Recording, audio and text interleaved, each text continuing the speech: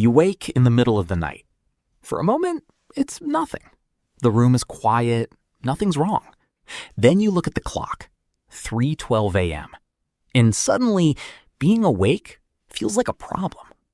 Now, imagine that same moment without the clock, the phone, or electric light. Just darkness, a cave wall, a dying fire, and maybe someone still asleep beside you. Ancient humans woke up during the night too, sometimes briefly, sometimes for longer than we would consider normal. But they may not have understood that moment the way we do.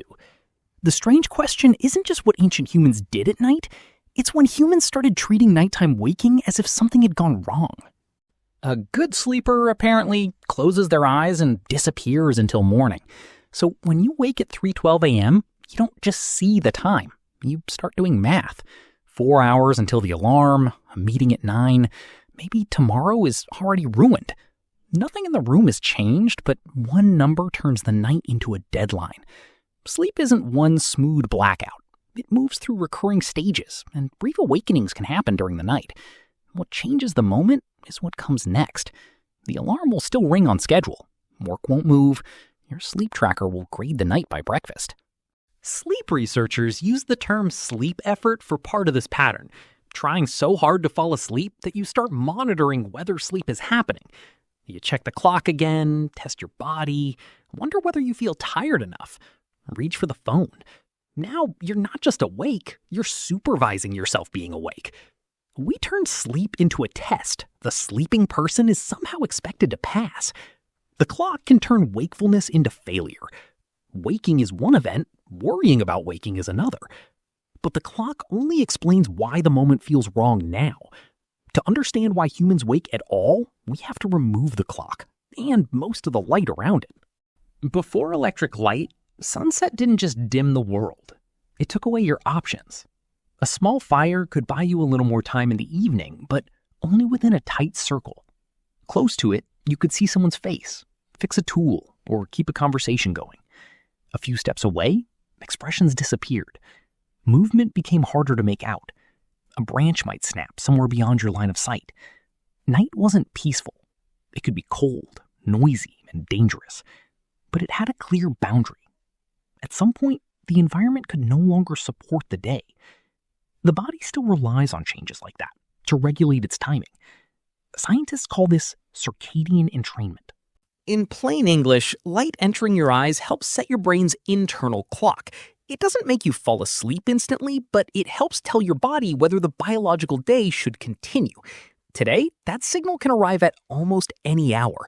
The kitchen is brightly lit at midnight, a phone glows 6 inches from your face at 2 a.m., the group chat is still active. Another episode starts playing. The clock says it's night, but the room says to keep going. Light tells the body what time it is. Once humans learned to move sunset with the flick of a switch, night lost its fixed boundary. And that raises an even stranger question. Before we learned to control the darkness, did people always sleep in one continuous block? Imagine waking around midnight in a pre-industrial house. The fire is burned low. Someone shifts beside you. There is no glowing number telling you how badly the night is going. You add a piece of wood, whisper a prayer, finish a small chore, then lie down again. Historian Roger Eckertz found repeated references in parts of pre-industrial Europe to a first sleep and a second sleep. Diaries, medical texts, court records, and literature describe people waking between the two to pray, talk, tend the fire, or handle something around the house. These records are not a window into the Stone Age, and they don't prove that everyone once slept this way. They show something smaller, but more useful. Being awake at midnight wasn't automatically treated as a ruined night. A later laboratory experiment found a similar possibility. Psychiatrist Thomas Ware placed healthy adults in 14 hours of darkness each night for several weeks.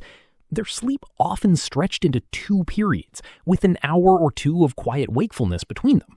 They weren't necessarily tossing, checking the time, or fighting to get back to sleep. They were awake. Then they became sleepy again. Longer darkness had given sleep room to take a different shape. Modern life asks for the opposite. We extend the evening, squeeze sleep between obligations, and expect one clean block to end exactly when the alarm rings. But history is not a diagnosis. Persistent waking can still be distressing and medically important. The evidence does not make every awakening natural or harmless. It reveals a more uncomfortable distinction. Waking is a bodily event. Deciding that the night has failed is something humans learned to add.